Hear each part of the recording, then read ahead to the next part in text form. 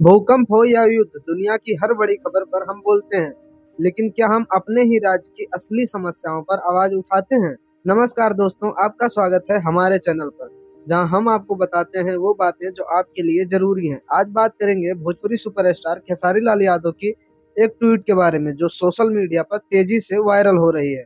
तो खेसारी लाल यादव ने लिखा, रूस के भूकंप, जापान की सुनामी और इजराइल के युद्ध से फुर्सत निकाल कर बिहार में असली मुद्दा उठाइए, वरना हर बार की तरह इस बार भी आप हारेंगे और नेता जीत जाएगा। एकदम सीधा और कड़वा सच। इस ट्वीट में खेसारी लाल यादव ने युवाओं को जो बात कही है वो हर बिहारी को सोचने पर मजबूर कर देती है।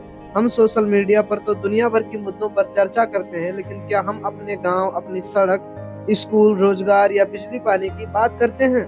तो दोस्तों, अब समय आ गया है कि हम भी जागरूक बने और सिर्फ मनोरंजन नहीं, असली मुद्दों पर बात करें। आपको क्या लगता है, खेसारी लाल यादव की बात कितनी सही है? कमेंट करके जरूर बताइए। वीडियो को लाइक और शेयर करें ताकि ये मैसेज ज्यादा से ज्यादा लोगों तक पहुंच सके। मिलते हैं अगली वीडियो में, तब तक के लिए जय बिहार।